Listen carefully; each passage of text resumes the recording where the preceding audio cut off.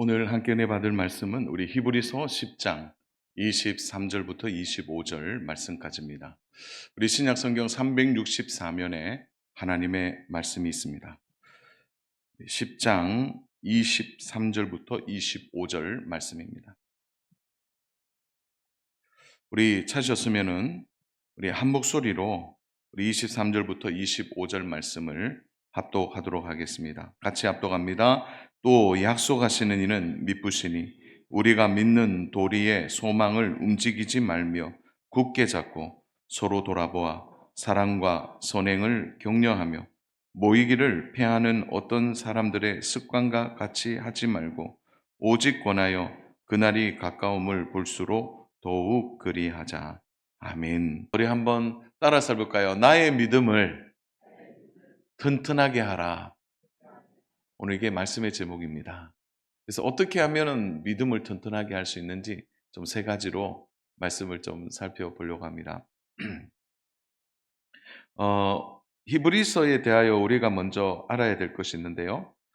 히브리서는 히브리인들에게 보낸 편지라는 제목으로 들여졌습니다. 그러니까 히브리 서신의 저자는 누구인지는 알 수 없고 다만 수신자는 누구인지 알죠. 바로 그들은 에, 히브리인들이다. 그래 학자들이 이제 이야기하기를 히브리서 전체 13장까지 있는데요. 전체가 한 편의 설교로 된 설교문과 같다. 이렇게 히브리서를 평가합니다. 그러니까 히브리서 전체가 한 권의 설교문이다. 이렇게 이야기하고 있습니다. 그만큼 히브리서를 읽어보면 설득력이 강하다는 표현도 됩니다. 그리고 히브리서는 특히 그리스도인들이 모여 예배하는 자리에 설교문으로 회람된 서신입니다. 그러니까 설교문으로 읽은 거죠. 모든 형식이 정말 설교문처럼 들릴 정도로 설교문이다 이렇게 말할 정도로 아주 정교하고 고상하고 세련되게 적혀 있습니다. 그 학자들이 그렇다면 이 수신자들이 주로 어디에 사는 사람들일까 이렇게 연구를 해보니까 히브리서의 대부분 지역이 바로 로마 지역이다. 그래서 로마 지역을 대상으로 읽혀진 서신이 히브리서이고 히브리서는 성도들이 예배를 드릴 때 회람했던 그러니까 함께 누가 큰 소리를 읽으면 들었던 설교문과 같다. 이렇게 볼 수가 있습니다. 그렇다면 우리는 이렇게 상상할 수 있습니다. 신앙생활을 하면서 특히 로마 교회 성도들은 정말 힘든 신앙생활을 했습니다. 그들이 이 설교문을 함께 읽고 회람하면서 무엇을 다시 세우고 그들은 결단했을까요? 어떻게 그들의 믿음을 다시 이 말씀들을 통해 세웠을까요?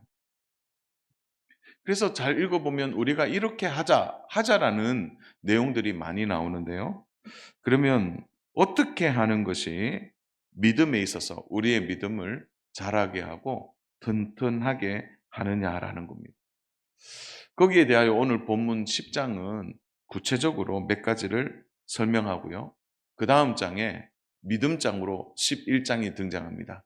우리가 이렇게 믿음을 튼튼하게 해야 될 이유가 있는데 바로 우리의 믿음의 선진들이 그렇게 살았기 때문이다. 11장이 그렇게 등장하고 있는 겁니다.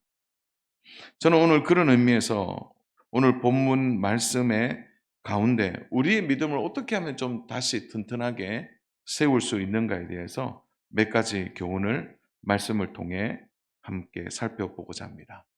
세 가지로 좀 살펴볼 수 있는데요. 그 첫 번째가 굳게 소망을 잡으라라는 겁니다. 굳게 소망을 잡으라. 이 말은 소망이 우리의 믿음을 튼튼하게 한다는 것이죠. 그리고 구체적인 소망을 잡으라는 것은 무엇에 대한 확신입니까? 자, 여러분, 우리에게 구체적인 소망은 무엇입니까? 그것이 오늘 23절에 나와 있죠. 우리 23절에 같이 한번 읽어보겠습니다. 또 약속하신 이는 미쁘시니 우리가 믿는 도리의 소망을 움직이지 말며 굳게 잡고. 자, 질문할게요. 믿는 도리의 소망은 무엇을 말하는 것입니까? 어떤 실체라면 우리가 믿는 굳게 믿는 소망은 그러면 누구입니까? 우리가 함께 고백하는 유일한 소망은 누구입니까? 여기서 말하는 소망은 이미 1장부터 7장까지 잘 소개되고 있습니다. 바로 대제사장이신 예수 그리스도, 그분이 우리의 유일한 소망이라고 소개하고 있습니다. 우리 한번 말씀 볼까요? 4장 14절입니다. 4장 14절. 우리 같이 한번 4장 14절 우리 한번 읽어보겠습니다. 그러므로 우리에게 큰 대제사장이 계시니 승천하신 이 곧 하나님의 아들 예수시라. 우리가 믿는 도리를 굳게 잡을지어다. 우리가 믿는 도리가 누구이십니까? 예수 그리스도라는 거죠. 예수 그리스도를 유일한 소망으로 붙드는 그가 바로 튼튼한 믿음에 설 수 있다고 말하는 겁니다. 예수님이 우리의 유일한 소망임을 확신하십니까? 여러분, 이 부분에 대해서는 아멘 안 할 수가 없어요. 우리의 믿는 도리, 우리의 믿음의 주체, 우리의 믿음의 소망이 오직 유일하신 예수 그리스도시기 때문에 그렇습니다. 오늘날 우리의 신앙을 흔드는 소망의 주체가 다원주의로 넘어가 버렸습니다. 여러분, 자유주의 신학에서는 예수님을 유일한 소망으로 보지 않습니다. 구원은 오직 예수님을 통하여 온다는 것에서 모든 종교에 구원이 있다고 말하고 있는 겁니다. 그래서 맞지 않는 말이 뭐로 가더라도 서울만 가면 된다, 이렇게 말하는데 그것은 성경적인 것이 아닙니다. 오직 구원은 유일한 소망, 우리의 믿는 도리 예수 그리스도밖에 없습니다. 우리의 소망은 유일한 것이죠. 그래서 요한복음 17장 3절은 이렇게 말하고 있습니다. 우리 같이 한번 읽습니다. 영생은 곧 유일하신 참 하나님과 그가 보내신 자 예수 그리스도를 아는 것이니라. 유일한 소망은 예수 그리스도시고 그 예수 그리스도를 아는 자가 바로 영생에 이른다라고 말하고 있는 것입니다. 그래서 오늘 히브리 기자는 그 유일한 소망이신 예수님을 어떻게 하라고 말씀하고 있습니까? 여러분 23절을 보시고 볼펜이 있는 분들은 동그라미를 한번 해보시면 좋은데요. 굳게 잡고라는 이 단어입니다. 굳게 잡고. 굳게 잡고. 그래서 이 굳게 잡는다, 유일한 소망이신 예수 그리스도를 굳게 잡는다, 이렇게 볼 수 있는데, 근데 여기서 굳게 잡는다라는 이것을 잡는다라는 표현으로 우리는 생각합니다. 그러나 원문에서는요, 그렇게 나와 있잖아요. 원문에서는 고백으로 나오고 있습니다. 그러면 오늘 본문이 좀 달라져요. 어떻게 달라지냐? 또 약속하시는 이는 미쁘시니, 약속하시는 이는 미쁘시니 우리가 믿는 도리의 소망을 움직이지 말며 확실한 고백 위에, 이렇게 되는 겁니다. 고백이 들어가는 겁니다. 그래서 오늘 이 본문을 잘 이해하셔야 됩니다. 여러분, 믿음이 무엇입니까? 그러니까 유일한 소망이신 예수 그리스도를 믿는다라고 말할 때, 믿는다라는 것은 굳게 잡는 태도보다 더 중요한 것이 있는데, 그것은 바로 고백하는 겁니다. 여러분, 모든 신앙은요, 고백에서부터 시작합니다. 그래서 예배 때마다 신앙 고백하는 이유가 여기에 있는 것이고, 주일마다 우리가 나와서 예수 그리스도의 이름 앞에 아멘하는 이유가 여기에 있는 겁니다. 믿는 도리를 확실한 신앙 고백으로 내뱉어질 때, 그것이 우리의 믿음의 주체가 되는 것입니다. 초대교회 신앙의 힘은 다 신앙 고백에서 나왔습니다. 로마 교회에 있어서도 바울이 가장 강하게 당부하고 있는 말씀이 로마서에 등장하는데요. 로마서 10장 10절. 우리 너무 유명한 말씀 아닙니까? 우리 같이 한번 읽겠습니다. 마음으로 믿어 의에 이르고 입으로 시인하여 구원에 이르니라. 입으로 시인하는 것, 입으로 고백하는 것에서 구원에 이른다. 그런데 이 말씀을 우리는 너무 가볍게 여겼어요, 지금까지. 그래서 이 고백을요, 우리는 이렇게 이해합니다. 그래, 예수님 고백하면 다 구원받아. 그런데 이 로마서 10장 10절 말씀을 이해하려면 로마 시대의 배경으로 들어가야 됩니다. 당시에 로마 시대는 불신 검문이 있었어요. 그래서 군인들이 바로 불신 검문을 통해서 그리스도인들을 잡아내는 일을 했습니다. 그런데 로마 군인들이 그리스도인을 잡는 일이 너무 쉬운 거예요. 왜 그럴까요? 그리스도인들은 신앙 고백을 하거든요.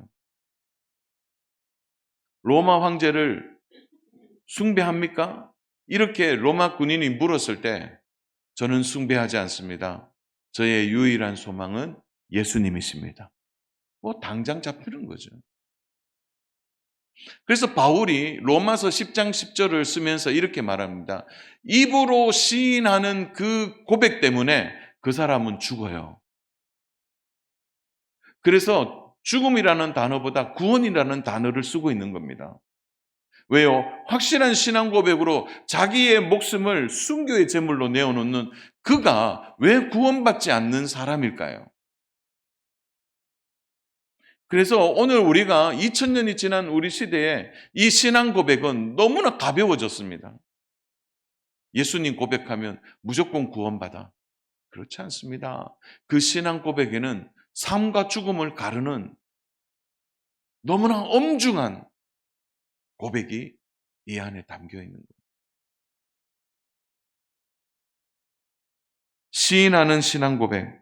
그것은 자신의 목숨과 바꾸는 중요한 믿음의 태도인 겁니다. 가볍게 생각해서는 안 됩니다. 그래서 오늘 이 본문 말씀이 어떻게 이해되어야 하냐면 23절에서 유일한 소망이 예수 그리스도라고 너는 신앙 고백하고 있느냐라는 겁니다. 그게 굳게 잡고라는 의미입니다. 사랑 여러분, 믿음은 신앙 고백에서 자랍니다. 신앙 고백이 확실하지 않으면 믿음이 튼튼하게 세워지지 않습니다. 오늘 우리의 유일한 소망이신 예수 그리스도를 확실한 신앙 고백이 우리의 삶에서 반복되기를 주님의 이름으로 축복합니다. 확실한 신앙 고백이 있으셔야 돼요. 그래서 어디에서나 이 신앙 고백이 살아 있어야 합니다. 그것이 굳게 잡고라는 의미가 되고 바로 유일한 소망이신 예수 그리스도를 붙드는 믿음이 있을 때 그 확실한 신앙 고백 위에 우리의 믿음이 자라고 튼튼하게 되어지는 겁니다. 그래서 이 신앙 고백이 교회 안에서만 이루어지면 안 됩니다. 여러분의 일터에서도 신앙 고백이 되어야 합니다. 또 여러분의 가정에서, 만나는 사람들 사이에서 이 신앙 고백이 우리의 믿음의 토대가 되어야 하는 겁니다. 그렇지 않으면 우리의 믿음은 유일한 소망이신 예수 그리스도를 어떻게 따르고 의지하며 살아가겠습니까? 당부하기는 우리 사랑하는 여러분, 여러분의 모든 삶에 이 신앙 고백이 살아나기를 축복합니다. 때로는 일터에서 신앙 고백하기 쉽지 않아요. 내가 예수님을 믿습니다.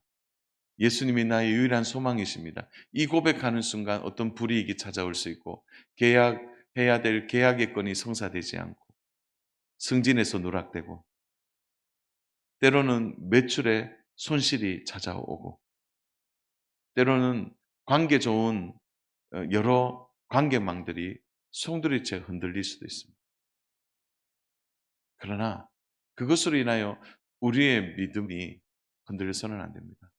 사랑하는 여러분, 다시 우리의 믿음을 튼튼하게 만드는 이 신앙 고백이 우리의 삶에 살아있기를 주님의 이름으로 축복합니다. 한번 따라서 볼까요? 주는 그리스도시요 살아계신 하나님의 아들이심을 믿습니다. 이 신앙 고백이 살아나기를 축복합니다. 두 번째로는요, 바로 격려는 영혼을 세운다는 겁니다. 자, 오늘 이 소망 가운데 있는 공동체 안에 가장 귀한 믿음이 자라는 상호작용이 바로 그 믿음을 격려하는 것입니다. 이것은 당시 교회의 가장 큰 의무 사항이었습니다. 격려하는 것과 모이는 것에 대한 권면은 단순한 선택적 권면이 아니고 매우 강하게 요구하는 의무로 되어 있습니다. 여러분 24절 같이 한번 읽어볼까요? 24절 시작. 서로 돌아보아 사랑과 선행을 격려하며. 아, 돌아봐야 되는구나. 격려해야 되는구나. 사랑해야 되는구나. 선행을 베풀어야 되는구나. 해도 되고 안 해도 되고 선택하는 것이 아니고 이것은 의도적으로 하라는 말이 들어있는 겁니다. 서로 돌아보아라 이 말은 뭐냐면 의도적으로 해보라는 겁니다. 의도적으로. 여러분 격려는 단순한 기분만 우리를 좋게 만드는 것이 아니라 상대방의 믿음을 세우는 너무 중요한 일입니다. 어떤 분이 그래요. 아유, 목사님, 한두 마리 격려한다고 해서 그 사람이 힘을 얻습니까? 그 사람의 믿음이 세워집니까? 저 그러면 다시 반문할게요. 왜 그 한두 마디 때문에 성도들이 낙심할까요? 그냥 한두 마디인데 그 말에 시험 들기도 하고 교회 나오기가 어렵고 왜 낙심하며 넘어집니까? 그 한두 마디가요, 작은 게 아닙니다. 여러분 기억하십시오. 성도의 말에는 권세가 있습니다. 그래서 말 함부로 하시면 안 돼요. 저는 그래서 끊임없이 격려하는 공동체가 바로 서로의 믿음을 견고하고 튼튼하게 세우는 중요한 과정이라고 생각합니다. 격려에는 반드시 두 가지의 마음가짐이 필요한데요. 그것이 바로 오늘 23절에서 설명하고 24절에 설명하고 있듯이 사랑과 선행입니다. 사랑과 선행이 빠진 격려는 격려가 아니에요. 그건 잔소리입니다. 그건 비난이에요. 사랑과 선행이 반드시 필요합니다. 자, 오늘 본문에서 나오는 것은요, 격려하다, 격려하라 이렇게 나오는데 이게 원래 의미는 뭐냐면 휘젓는다라는 뜻이 있습니다. 그러니까 격려하다라는 원래적 의미가 뭐냐면 휘젓는다라는 표현이 되는 거예요. 그래서 24절을 읽어보면 이렇게 읽혀질 수 있는 겁니다. 서로 돌아보아 사랑과 선행으로 휘저으며. 이게 좀 어떻게 이해가 될까요? 휘젓는다. 여러분 휘젓는다라는 이 표현은 상대편의 마음을 어떻게 하는 거예요? 휘젓는 것으로 우리는 연결할 수 있습니다. 그러니까 격려라는 이 말은요, 상대방의 마음을 휘젓는 거예요. 격려하려면 그렇게 격려해야 합니다. 그 마음을 휘젓는 거죠. 마음 속에서 정신을 차릴 수 없을 정도로 그의 마음 속에 들어가는 것을 말하고 있는 겁니다. 그래 너무 좀 어렵죠. 상대편의 마음을 휘저으려면 도대체 어떤 말을 하고 어떤 격려를 해야 하는 것입니까? 저는 두 가지를 좀 오늘 적용하려고 하는데요. 그 첫 번째가 가벼운 격려가 있고 두 번째가 중심의 격려가 있습니다. 첫 번째가 가벼운 격려고 두 번째가 중심의 격려입니다. 여러분 저는 가벼운 격려의 시작은 인사라고 생각합니다. 인사. 바울이 교회를 개척하고 세워진 교회에 서신을 보낼 때 반드시 첫 시작이 어떻게 되냐면 인사로 시작합니다. 문안하는 인사입니다. 반가운 인사말이 그 안에 들어있는 겁니다. 오늘 우리가 그의 마음을 휘젓는 가벼운 격려를 하려고 한다면 우리에게 필요한 것은 반가운 인사입니다. 서로 반갑게 인사를 나누는 것만으로도 어느 정도 그들의 마음을 열고 그의 마음을 따뜻하게 할 수 있다는 겁니다. 성도와 성도 사이에 반드시 공동체 안에 회복될 것이 바로 서로 반가움으로 인사하는 겁니다. 세상은 자신이 아는 사람만 인사를 합니다. 관계 안에 있는 사람들에게만 관심을 보이는 거죠. 여러분, 지금의 아이들 세대를 보면 학생들이나 청년들도 마찬가지인데요. 잘 모르는 사람에게는 인사하지 않습니다. 오늘 교회 안에도 보면 우리 청소년들, 청년들이 있는데 어떻게 해요? 우리 어른들 보면 아는 분들은 인사하는데 모르는 분들은 잘 인사하지 않아요. 그들 안에 그런 문화 속에 자라났기 때문에 그렇습니다. 어, 저희 아이 이야기를 좀 하려고 합니다. 저희 셋째가 성적 통지문을 늘 가지고 오면 선생님들이 꼭 공통적으로 칭찬하는 어, 칭찬하는 내용을 항상 볼 수 있습니다. 뭐냐면 우리 애는요, 인사를 잘한답니다. 매번 통지문에 그렇게 적혀 있더라고요. 얼마나 반갑게 인사하는지 그 인사에 대하여 선생님들이 감동의 글을 적어 놓았다는 거죠. 여러분, 그런데 이거 당연한 거 아닙니까? 우리 어릴 때 누구나 보면 인사했지 않습니까? 그런데 오늘 시대에 인사가요, 칭찬으로 넘어갔습니다. 저희 셋째 아이가 그렇게 인사를 잘한다는 거예요. 그런데 집에 오면 저한테는 인사를 안 하는지 모르겠어요. 여러분, 격려는 어렵지 않습니다. 교회 안에 누구라도 인사하십시오. 아는 성도, 모르는 성도 할 것 없이 모두가 하나님 자녀라는 사실 때문에 서로 인사해야 합니다. 새로운 새가족이나 방문자들에게도 따뜻하게 인사함으로 마음을 열고 격려 속에서 신앙생활이 시작될 수 있도록 해야 합니다. 여러분, 그렇다고 해서 내가 인사했는데 인사 안 받는다고 또 시험 들지 않기를 바랍니다. 나는 인사했는데 왜 안 받아? 그럴 수 있다라는 거죠. 오늘 우리에게 가장 가벼운 이 격려, 그것은 인사로 시작하는 거예요. 그리고 서로의 마음을 우리가 깊게 살펴볼 수는 없지만, 사랑하는 여러분, 공동체 안에서 서로 인사하는 일은 서로를 격려하는 가장 첫 시작이고 중심이라는 사실 절대 잊어서는 안 됩니다. 그렇다면 우리는 중심의 격려를 어떻게 해야 할까요? 저는 이 중심의 격려를 하기 위해 반드시 필요한 것은 우리 안에 예수님의 사랑이 필요하다는 겁니다. 예수님의 사랑이라는 말은 영혼에 대한 관심을 의미하는 겁니다. 사랑 여러분, 교회 안에서 서로의 영혼을 바라보면서 그 영혼의 화평과 덕 가운데 생활하고 있는지에 대해 관심을 가지는 일. 이 관심은 예수님이 우리에게 허락하신 사랑 안에서 가능한 일입니다. 그래서요, 이 관심을 갖게 되면 그 사람의 필요가 보이게 되는 것입니다. 저는 그런 맥락에서 보면 가장 중심의 격려는 예수님의 사랑으로 그에게 관심을 가지고 그를 향하여 가장 큰 격려는 기도라고 생각합니다. 영혼을 살리는 방법도 기도요. 그의 영혼을 격려하는 방법도 기도입니다. 저는요, 그래서 성도와 성도가 만나면 어느 대화 안에서도 반드시 필요한 게 뭐냐면 그 상대방의 기도 제목을 아는 겁니다. 그리고 그 상대방을 위해서 내가 기도하겠습니다.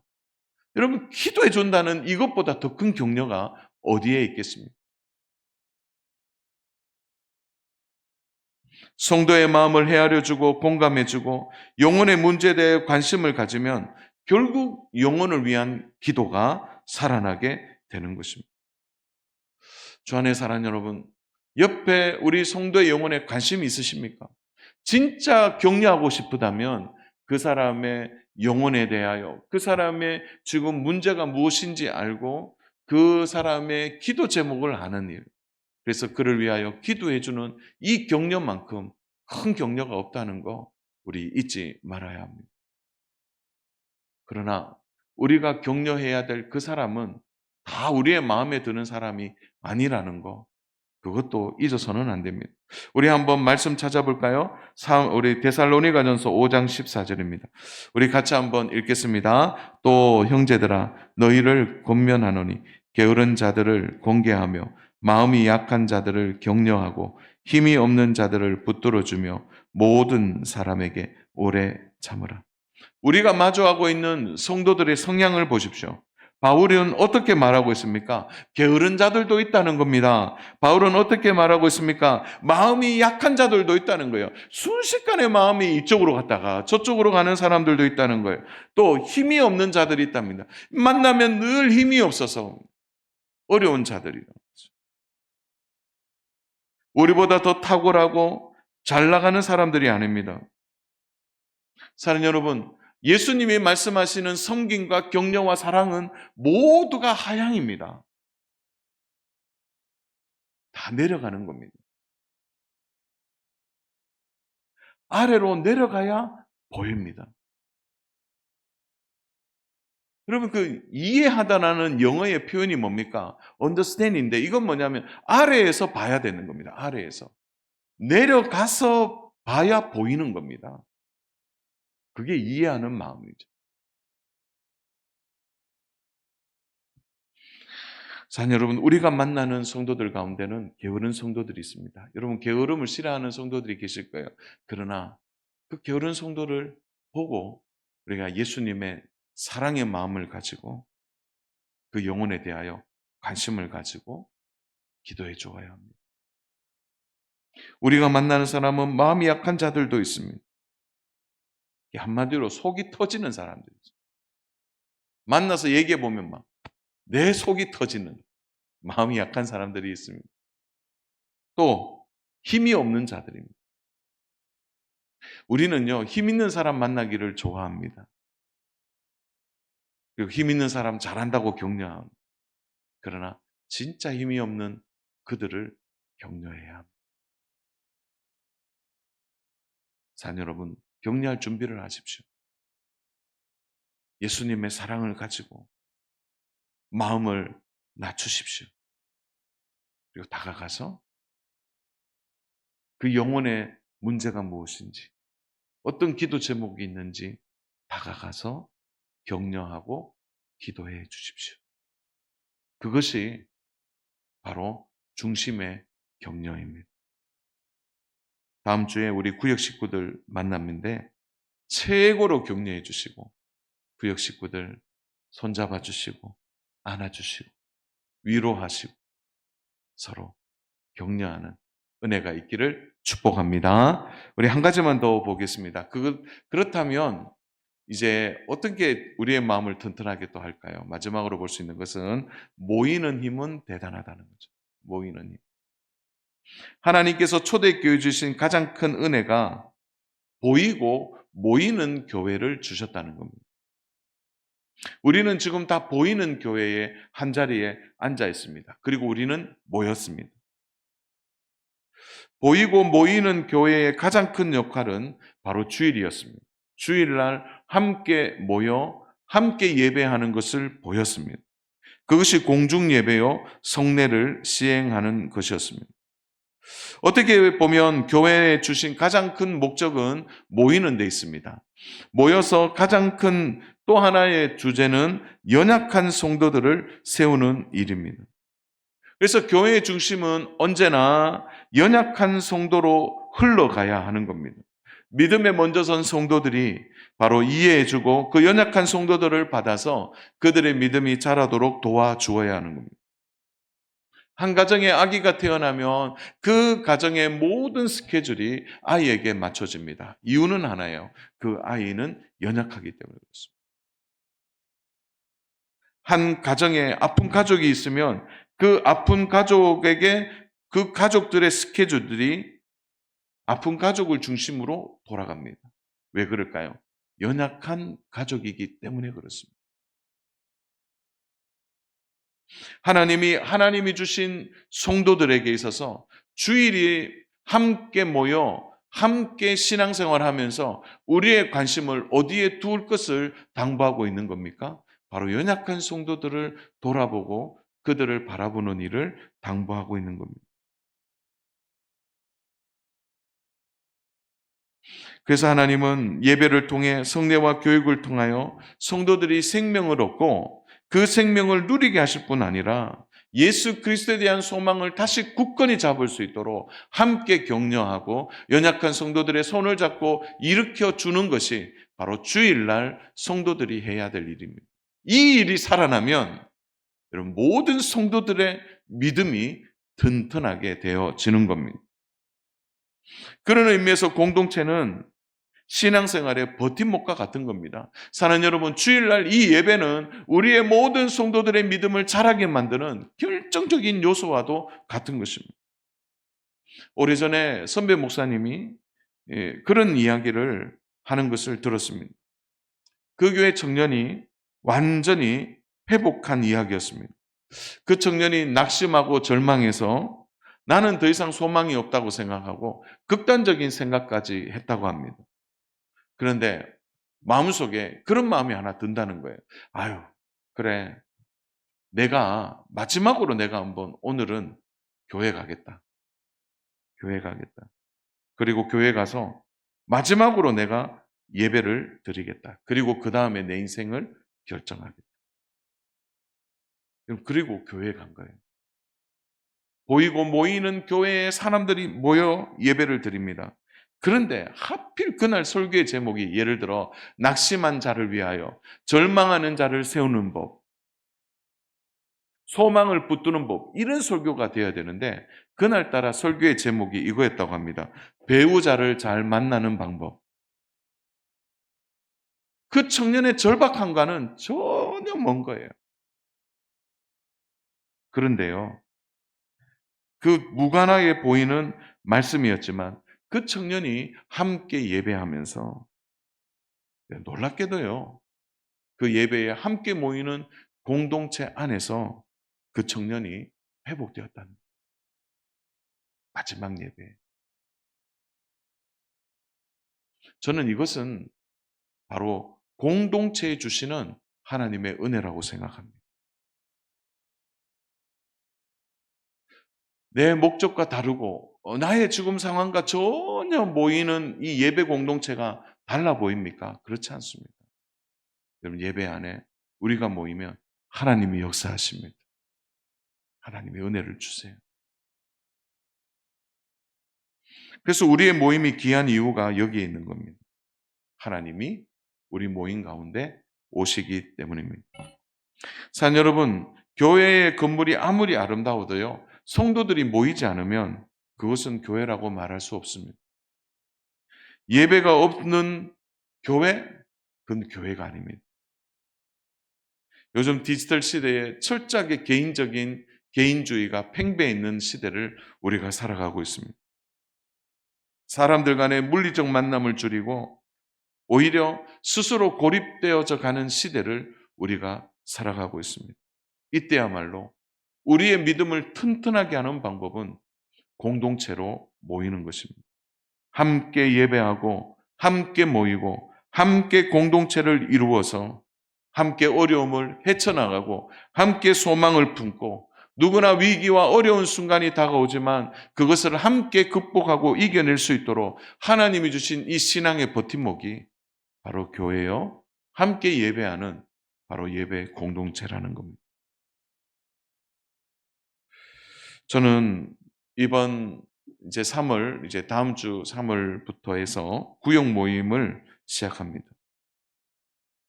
우리의 신앙의 버팀목의 또 한 자리가 구역 모임입니다. 나를 위해 기도해주는 구역의 식구들이 있다는 것. 나를 위해 기도해주고 격려해주는 전도의 식구들이 있다는 것.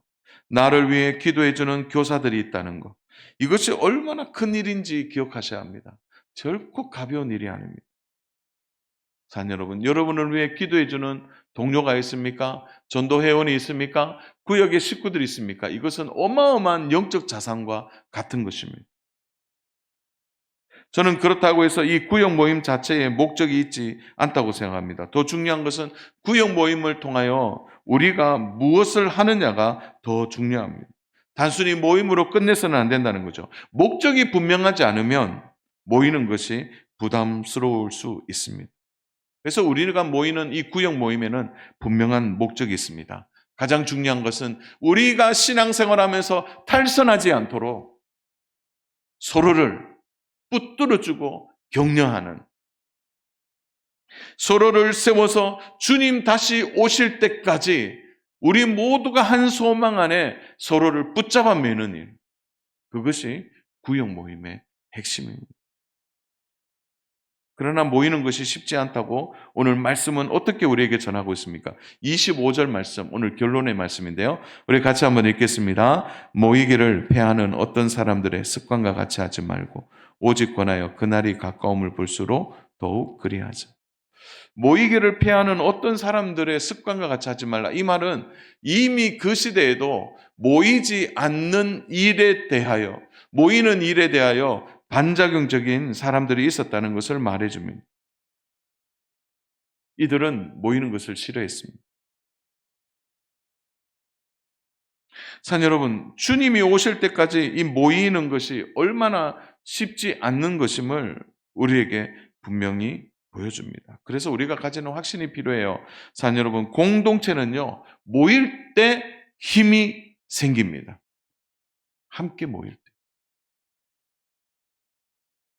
될 수 있으면 모이지 않고, 나 그냥 개인적으로 신앙생활 할래요. 편하게 신앙생활 하려고 하십니까? 신앙인과 믿음이 자라지 않습니다. 산 여러분, 나의 삶과 어려움을 나눌 공동체가 있습니까? 있다면 모이기를 힘쓰십시오. 오늘 25절 제 끝절을 보면 더욱 그리하자, 이것이 오늘 우리 공동체에 주시는 말씀입니다. 사랑하는 여러분, 힘들고 어려울수록 더욱 그리하십시오. 무엇을 하시겠습니까? 유일한 소망 되시는 예수 그리스도를 날마다 신앙 고백하시기를 바랍니다. 그리고 서로 인사하십시오. 그리고 격려하십시오. 그들의 영혼에 관심을 갖고 기도의 제목들을 서로 나누십시오. 더 연약한 성도들을 돌아보십시오. 먼저 믿은 성도들이 더 사랑하고 도와주시기를 바랍니다. 그래서 모두가 한자리에 모여 예배하는 예배의 이 버팀목 아래에서 서로 격려하고 힘을 얻는 믿음의 공동체로서 오늘 시대 속에 조류에 휩쓸리지 아니하고 굳건한 믿음 위에 서서 주님을 사랑하고 닮아가고 힘을 얻는 저와 믿음의 모든 성도님 되시기를 주님의 이름으로 축복합니다.